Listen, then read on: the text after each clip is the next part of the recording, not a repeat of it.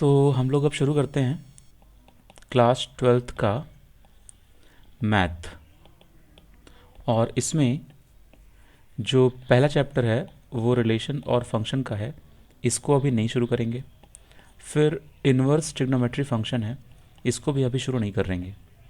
जो हमारा तीसरा चैप्टर है वो मैट्रिक्स है। मैट्रिक्स मैट्रिक्स सिंगुलर नंबर है। प्लूरल में जब बहुत सारे मैट्रिक्स होते हैं तो इसको मैट्राइसेस बोलते हैं। अब हम लोग समझते हैं कि मैट्रिक्स होता क्या है। ये बहुत सिंपल कॉन्सेप्ट है इसको समझना। जैसे मान लो इसका कॉन्सेप्ट कहाँ से आया। अगर मान लो कि तुम किसी मतलब ये कोई मॉल है, तुम इस मॉल में गए। तो जब तुम मॉल में गए तो मान लो तुमको ख़रीदना है, चलो शैम्पू ख़रीदना है, और हम मॉल की बात कर रहे हैं। तो शैम्पू ख़रीदना है तो तुम गए, तो तुम ऐसे मान लो एंटर किए, तो तुम देखे कि यार शुरुआत का जो जो शेल्फ़ है, जो अलमारी है या जो जो भी रखने की जगह है, मान लो कि उस पर ढेर सारी खाने की चीज़ें रखी हुई हैं। मान लो ढेर सारा बिस्किट रखा हुआ है। फिर तुम आगे बढ़े तो तुम देखे कि यहाँ पे बर्तन रखा हुआ है। फिर तुम थोड़ा आगे बढ़े, मतलब कहीं पे तुम गए तो तुम देखे कि वहाँ पे सिर्फ शैम्पू रखा हुआ है। तो सारे शैम्पू को एक जगह रखने से क्या फ़ायदा हुआ कि सारा का सारा एक जैसा शैम्पू, मतलब सारा का सारा जितने भी ब्रांड के शैम्पू हैं वो सारे के सारे एक जगह आ गए। तो इसका कहीं ना कहीं एडवांटेज मिला कि चलो ठीक है, अगर यूज़र जो है, जो कस्टमर है, उसको शैम्पू खरीदने में आसानी हो जाएगी। तो हम लोग क्या किए कि जब हम लोग शैम्पू में गए तो हम लोग वहाँ पे एक ऐसे शेल्फ बनाए और उसमें ढेर सारे ऐसे पटनी कॉलम इसे बना दिए। और इसी के ऊपर हम लोग यहाँ पे एक शैम्पू, दूसरा शैम्पू, तीसरा शैम्पू, फिर ऐसे शैम्पू, फिर ऐसे शैम्पू, फिर ऐसे शैम्पू, फिर ऐसे। तो हम लोग उसमें भी क्या किए कि जैसे एग्जाम्पल के तौर पे कि किसी कंपनी ए का शैम्पू ऊपर रख दिए, किसी कंपनी बी का शैम्पू ऊपर रख दिए। एग्जाम्पल के तौर पे चलो मान लो कोई भी शैम्पू का कंपनी, जैसे आजकल मामा अर्थ वाला शैम्पू भी बहुत चला है। तो मान लो मामा अर्थ वाला शैम्पू ऊपर रख दिए, डव का शैम्पू नीचे रख दिए, फिर सनसिल्क एक शैम्पू हुआ करता था, उसको फिर मान लो चलो यहाँ रख दिए। तो ये शैम्पू के पैकेट्स। तो तुम ये देखोगे कि अगर तुम ऐसे नीचे आते हो तो भी तुमको शैम्पू मिलेगा, और तुम ऐसे जाते हो तो भी तुमको शैम्पू मिलेगा। ठीक है। तो ये जो फिजिकल पैटर्न तुम देख रहे हो, जो रियल लाइफ में ये चीज़ देख रहे हो, इनको हम लोग बोलते हैं कि ये एरे बन गया। ARRAY, ये एक एरे बन गया। ठीक है। ये एरे हॉरिजेंटल वाला बन गया, ये एरे वर्टिकल वाला बन गया। तो यहाँ पर हम लोग अरेंजमेंट किए हैं। ठीक है। तो मतलब ये कोई खास ऑब्जेक्ट की बिलोंगिंग्स यहाँ पे हम लोग रखे हुए हैं। अब मैथ में, अब डायरेक्टली हम लोग ऐसे इंजीनियर या ऐसे आदमी तो नहीं बन सकते ना कि डायरेक्टली आज क्लास हुई और कल हम लोग बड़े बड़े जो ऑपरेशंस हैं जो इस टॉपिक पर बेस्ड हैं उसको सॉल्व कर लें। तो पहले बहुत सारे टूल्स, टेक्निक समझने पड़ेंगे धीरे धीरे धीरे धीरे। तो 12th क्लास में आपको यही काम करना है। आपको इन चीज़ों का मैथमेटिकल मॉडल समझना है, उन मैथमेटिकल मॉडल्स के ऑपरेशन समझने हैं। और जब ये सारी चीज़ें कवर हो जाएंगी तो उसके बाद जब आप हायर स्टडी करेंगे मैथ में या फिर कहीं और, तब जा करके आप इसका मतलब पूरा यूज़ समझेंगे। तो यहाँ पर आप जो मैट्रिक्स समझने वाले हैं वो एक तरीके से आप बस टूल समझने वाले हैं कि मैट्रिक्स होता क्या है, वो काम कैसे करता है। तो सबसे पहले आप मैट्रिक्स का डिफिनीशन लिखेंगे कि किस चीज़ को मैट्रिक्स कहते हैं। तो आप उसमें लिखेंगे a rectangular array of numbers horizontal lines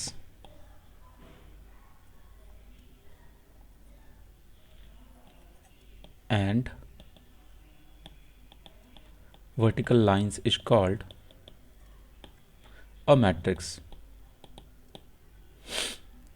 Now किसी मैट्रिक्स का सिंबल देना होता है। अब मान लो कि हमको इसमें एक रेक्टेंगुलर सिंबल ऐसे बना दिए। ठीक है। अब इसमें हम इसको बोलेंगे रो 1, ये आपका होगा रो 1। फिर ऐसे जाएंगे तो बोलेंगे रो 2। ठीक है। फिर ऐसे जाएंगे तो बोलेंगे रो 3। अब सेम मैट्रिक्स में अगर आप ऐसे जाएंगे ऐसे, तो ये होगा कॉलम 1। फिर आप ऐसे जाएंगे तो ये होगा कॉलम 2। फिर आप ऐसे जाएंगे तो ये होगा कॉलम 3। ठीक है। तो अब हर मैट्रिक्स का अपना एक नाम होगा। इस मैट्रिक्स को हम बोलेंगे चलो मैट्रिक्स ए हो गया। ठीक है। या इसको बोल देंगे चलो मैट्रिक्स बी हो गया। अब हम लोग मान लो कोई ऐसा मैट्रिक्स एग्जाम्पल के तौर पे रियल में देख लेते हैं कि रियल में चलो मान लो कोई एग्जाम्पल लेते हैं सी। अब यहाँ पे हम क्या करेंगे, 2 3 4 1 2 5 -1 0 5, चलो ऐसे रख दिए। ठीक, अब तुम ये देख रहे हो कि इसमें तुम्हारे कितने रो हैं, कितने कॉलम हैं। तो ये वाला रो 1 हो गया, इसको बोलेंगे R1, फिर इसको बोलेंगे R2, फिर इसको बोलेंगे R3। 3 कॉलम्स, 3 रोज हो गए। अब कॉलम अगर चेक करना हो तो ये देखो 2 1 -1, ये कॉलम 1 हो गया। फिर इसको अगर बोलना हो 3 2 0, ये हो गया कॉलम 2। और इसको बोलना हो 4 5 5 को, तो ये हो गया कॉलम 3। तो ये हमारे कॉलम हो गए। जब मैट्रिक्स क्लियर हो जाता है, मतलब जब मैट्रिक्स समझ में आता है ठीक है मैट्रिक्स होता क्या है, तो उसके बाद उसमें और डिटेल में जाएंगे। अगर मान लो हमको इस वाले 2 का नाम बताना है, क्योंकि 2 बार है ना, एक ये यहाँ पे 2 है और एक यहाँ पे 2 है, तो क्या तरीका है कि दोनों का नाम अलग अलग हो जाए। तो उसका तरीका ये है कि किसी भी एलिमेंट को, मान लो चलो हम एलिमेंट को ए से दिखाते हैं, तो सबसे पहले तुम रो का नंबर लिखोगे, तो रो का नंबर लिखोगे, उसके बाद कॉलम का नंबर लिखोगे, रो का नंबर फिर कॉलम का नंबर। ठीक है, पहले RC, इसका एक ट्रिक याद रख लो, राइस राइस राइस मतलब RC। ठीक है, इसका एक ट्रिक और होता है, रिमोट कंट्रोल। ठीक, अब ये रिमोट कंट्रोल वाले से भी याद रख सकते हो कि पहले रो का नंबर लिखना होता है, फिर कॉलम का नंबर लिखना होता है। अब जैसे मान लो कि ऐसे मैट्रिक्स बना लो तुम लोग, हम इसको इरेज कर रहे हैं। अगर देखो इस मैट्रिक्स में 2 जगह 5 दिया हुआ है, इस मैट्रिक्स में 2 जगह 5 दिया हुआ है। हम अगर बोलें कि एलिमेंट 3 3, ये कौन सा एलिमेंट है, तो ये होगा 5। और अगर हम बोलें एलिमेंट दूसरे रो में तीसरे कॉलम में, तो भी आया 5। ठीक, अगर हम बोलें एलिमेंट तीसरे रो में पहले कॉलम में, तो इसका आंसर क्या आएगा बताओ जरा। ये आएगा -1। अगर हम बोलें कि फर्स्ट रो में फर्स्ट कॉलम में, तो इसका आंसर आएगा 2। अगर हम बोलें कि फर्स्ट रो में सेकंड कॉलम में, तो इसका आंसर क्या आएगा बताना। फर्स्ट रो कैसे चेक करोगे, ये हुआ तुम्हारा फर्स्ट रो। ठीक है, दूसरा कॉलम क्या है, ये दूसरा कॉलम है, तो कहाँ पे, यहाँ पे कट रहा है, तो 3 हो गया, इसका आंसर होगा 3। पहले रो में जाओ, दूसरे कॉलम में जाओ, ऐसे करके आंसर ढूंढना है, तो 3 आंसर हो गया इसका। तो अब हम लोग आगे जाते हैं इसमें। देखो कॉपी हो गया, आगे बढ़े। अब देखो अलग अलग पर्पस के लिए अलग अलग तरह के मैट्रिक्स बने, मतलब जब मैट्रिक्स पर काम होने लगा तो ज़रूरत के हिसाब से फिर मैट्रिक्स को बनाया गया। अब जैसे मान लो एग्जांपल के तौर पे, मान लो कि कोई स्टूडेंट है, वो स्टूडेंट, उसके पास 6 सब्जेक्ट हैं। मान लो कि सब्जेक्ट 1, सब्जेक्ट 2, सब्जेक्ट 3, और उसके बाद ये जो सब्जेक्ट हैं ये साइंस के सब्जेक्ट्स हैं। चलो मान लो फिजिक्स, केमिस्ट्री और मैथ। तो मान लो फिजिक्स में 20 नंबर आया आउट ऑफ 50, केमिस्ट्री में 22 नंबर आया और मैथ में 26 नंबर आया आउट ऑफ 50। ठीक है, अब मान लो उसके पास एक और ट्रिक है कि चलो उसका S4 सब्जेक्ट है, S5 सब्जेक्ट है, S6 सब्जेक्ट है। यहाँ पर तुम्हारे ऐसे सब्जेक्ट्स हैं जो नॉन टेक हैं, मतलब साइंस वाले सब्जेक्ट्स नहीं है, साइंस मैथ के सब्जेक्ट, जैसे मान लो इंग्लिश हुआ। ठीक है, अब मान लो कि चलो हिंदी हो गया, अब मान लो कि सोशल SST कह लो इसको। ठीक है, अब मान लो उसके इंग्लिश में आए 50 नंबर, और चलो हिंदी में आए उसके 50 नंबर, और SST में आए उसके 30 नंबर। तो हम क्या करेंगे कि हम इसको, ये मेरी मर्जी कि हम इसको अरेंज कैसे करते हैं। हम एक मैट्रिक्स बनाएंगे, उस मैट्रिक्स में ऐसे डेटा डाल देंगे। अब उसके बाद हम बोलेंगे कि हम इस वाले में सारे टेक सब्जेक्ट्स रखेंगे, और मतलब जो साइंस वाले सब्जेक्ट्स हैं उसके नंबर इसमें डालेंगे, और जो नॉन टेक वाले सब्जेक्ट्स हैं उनको हम इसमें डालेंगे, यहाँ पे एक रो बना के डालेंगे। तो मैट्रिक्स हम कैसे बनाएंगे, ऐसे बनाएंगे कि 20, 22 और 26, और यहाँ पे बना देंगे 50, 50 और 30। ठीक, तो मतलब मैट्रिक्स को किसी पर्पस से बनाया जाता है, और जब मैट्रिक्स बन जाता है तो ये देखा जाता है कि उसमें कितने कॉलम हैं और उसमें कितने रोज हैं। तो अगर तुमको ये देखना हो कि इसमें कितने कॉलम हैं तो और कितने रो हैं, तो तुम देखोगे कि इस वाले में 2 रो हैं, 3 कॉलम हैं। तो इसको दिखाते हैं 2 क्रॉस 3 से, मतलब मैट्रिक्स बना करके उसके जस्ट बगल में राइट साइड में नीचे लिख दो 2 क्रॉस 3। तो इसका मतलब होता है कि मैट्रिक्स में 2 रोज हैं और 3 कॉलम्स हैं। ठीक, अब यहाँ से जो एलिमेंट चाहो उसका नाम बता सकते हो। अगर मान लो हम ये बोलें कि एलिमेंट 3 और 2 का आंसर क्या है, तो इसका आंसर कुछ होगा ही नहीं। क्यों? कोई बता सकता है इसका आंसर कुछ नहीं होगा?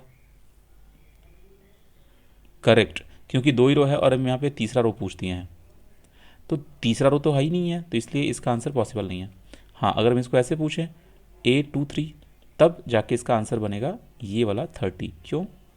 क्योंकि दूसरा रो और तीसरा कॉलम, तो देखो ये पहला रो है, ये दूसरा रो है, पहला कॉलम, दूसरा कॉलम, तीसरा कॉलम। ठीक, तो दूसरे रो का तीसरे कॉलम का एलिमेंट है 30, इसका आंसर हो जाएगा 30। ठीक है, तो अब तुम देखो इस वाले मैट्रिक्स को एक स्पेशल नाम दिया जाएगा। इसका शेप देखो, इसका शेप कैसा है।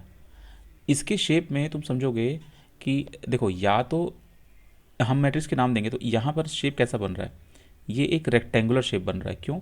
मतलब इसका ये वाला लेंथ और ये वाला लेंथ देखो सेम नहीं है ना, तो ये रेक्टेंगल बना, तो ये हो गया रेक्टेंगुलर मैट्रिक्स। अगर मान लो कि कोई ऐसा मैट्रिक्स बन रहा है जिसमें कि नंबर ऑफ रोज और नंबर ऑफ कॉलम्स वो एग्जैक्टली सेम है, जिसमें मान लो 3x3 का मैट्रिक्स बना, तो इसको ये स्क्वायर शेप में हो गया, तो इसको हम बोलेंगे कि स्क्वायर मैट्रिक्स है।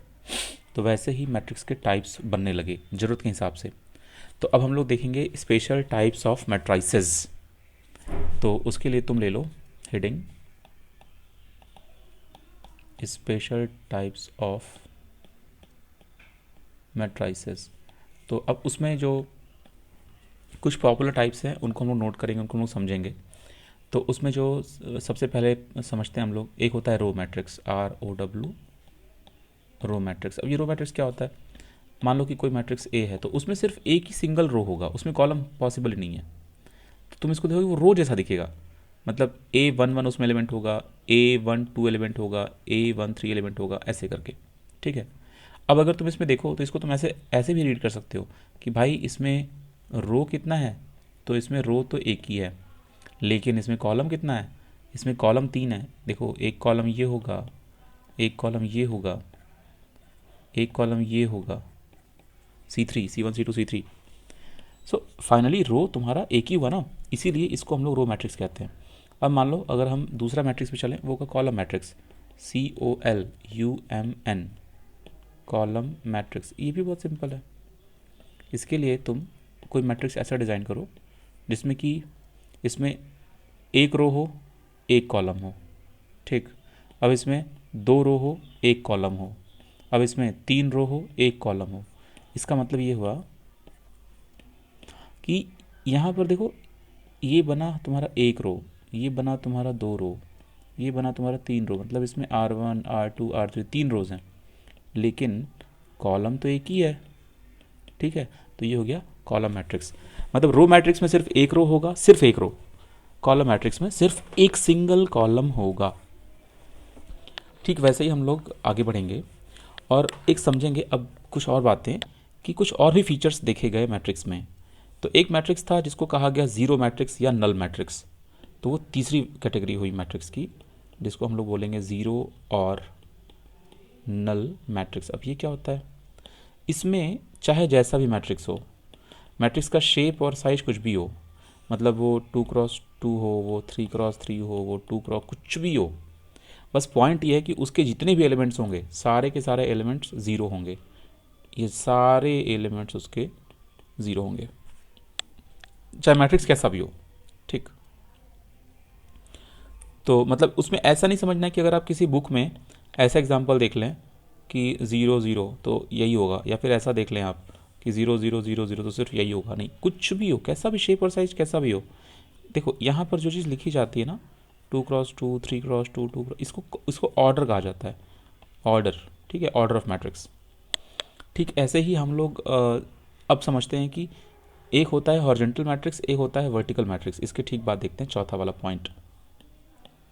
चौथे पॉइंट में देखो, एक होता है, बताना अगर कोई चीज़ छूट जाए तो हम पीछे चले जाएंगे।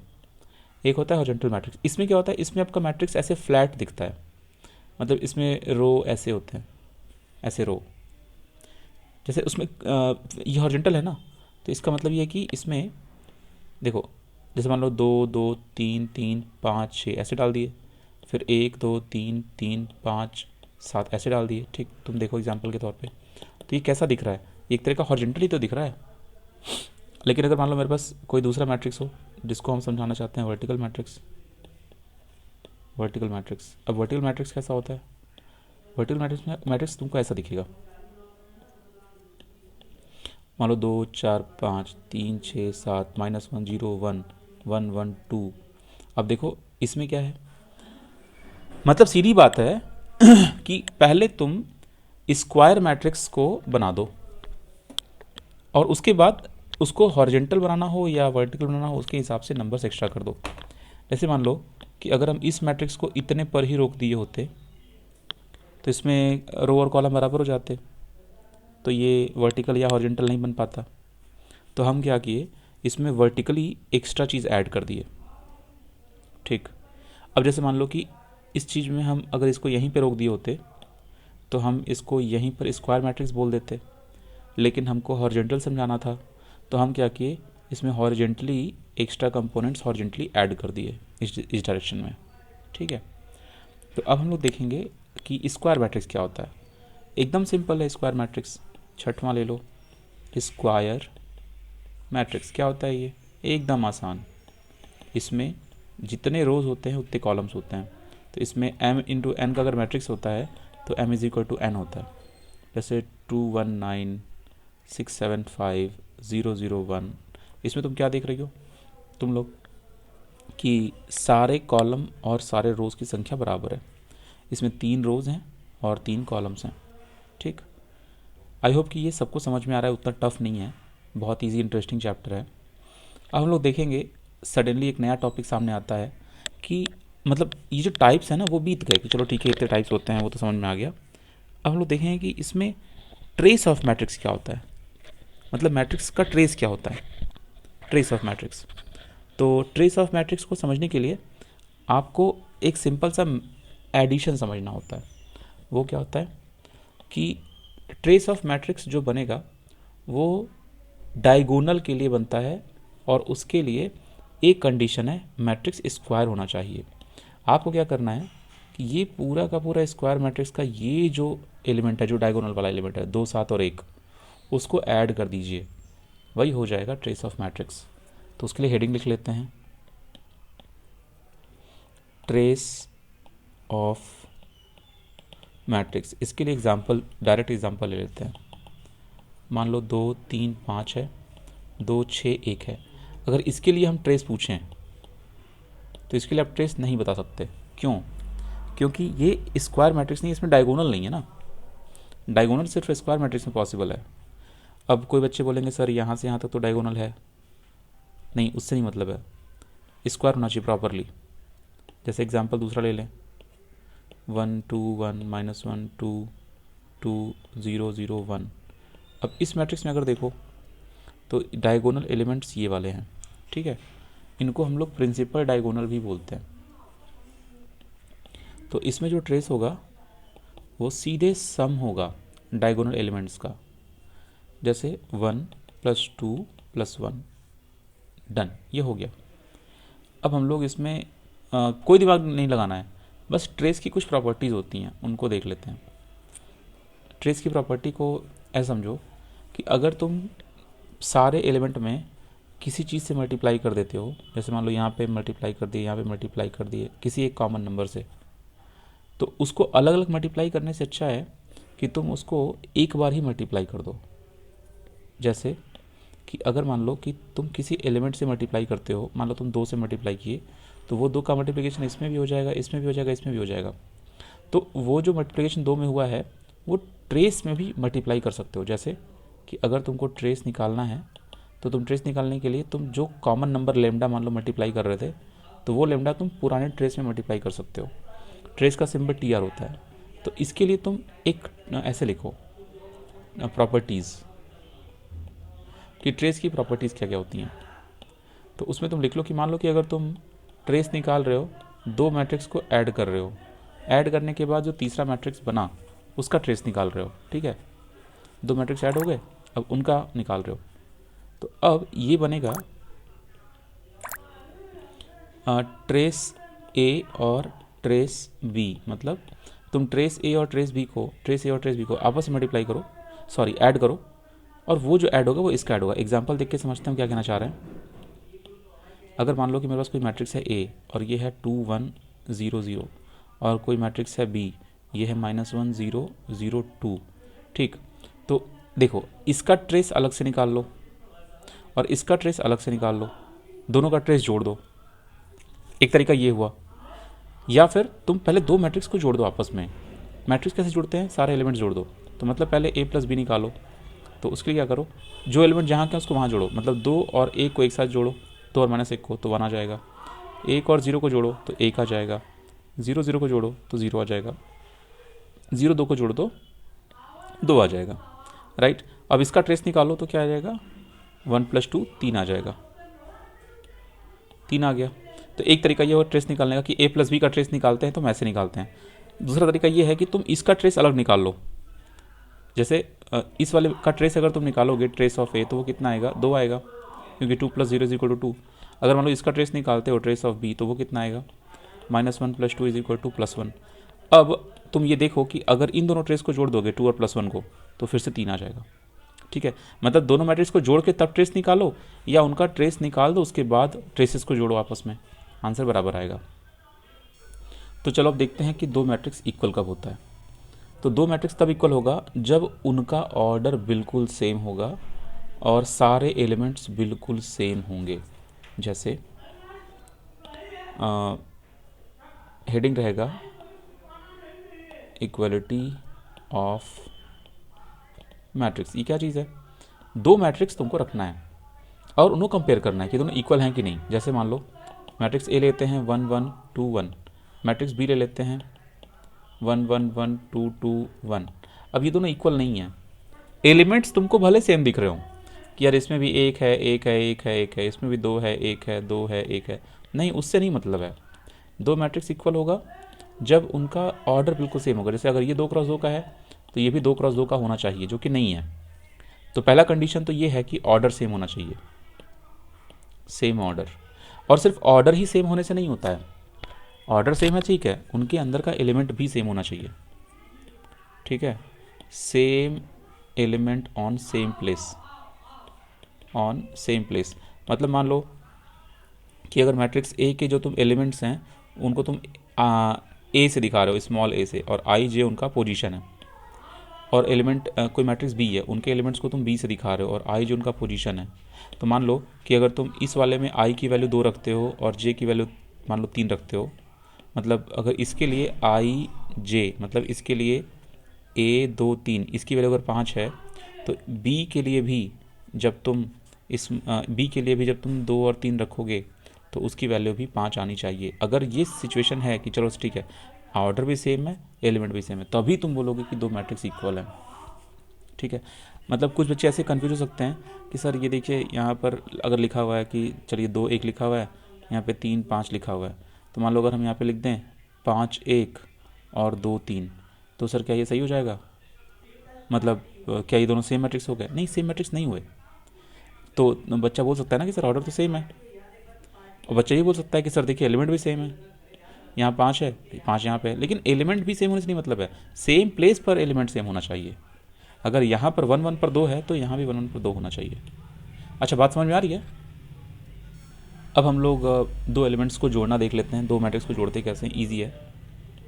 तो उसके लिए होगा एडिशन, कि दो मैट्रिक्स को ऐड कैसे करते हैं। ये तो बहुत ही ईजी है, टाइम वेस्ट है। एडिशन ऑफ मैट्राइसेस कैसे ऐड करेंगे, एकदम सिंपल है। अगेन इसके लिए भी सेम कंडीशन है, पहले ऑर्डर सेम रहेगा तभी जुड़ेगा या तभी घटेगा, order must be same.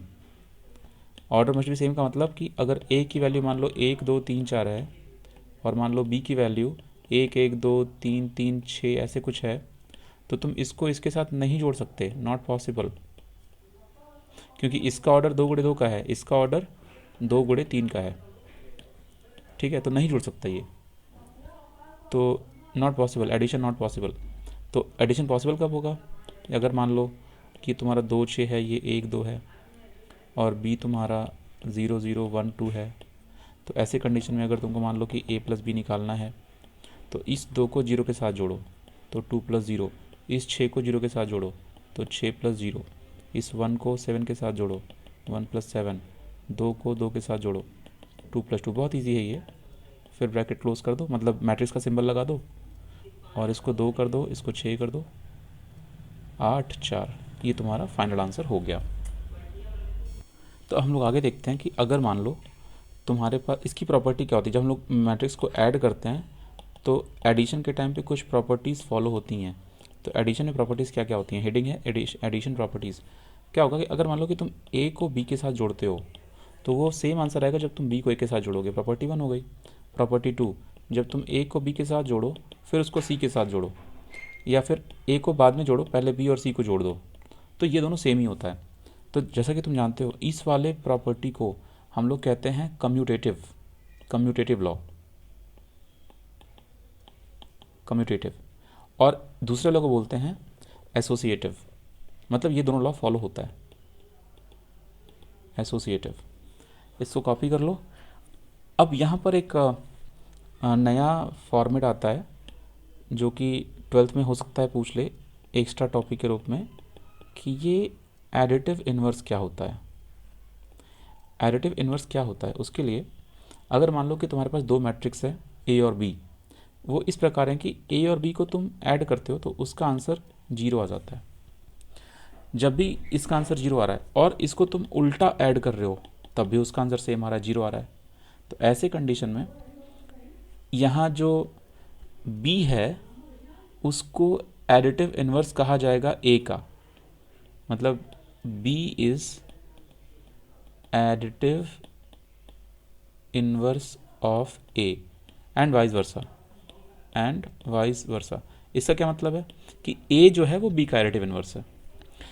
Additive inverse का ये मतलब होता है कि एक ऐसा मैट्रिक्स खोजो जिसको कि पुराने मैट्रिक्स में ऐड करें तो आंसर 0 आ जाए, इसका मतलब हुआ एडिटिव इन्वर्स। ठीक, कॉपी कर लो।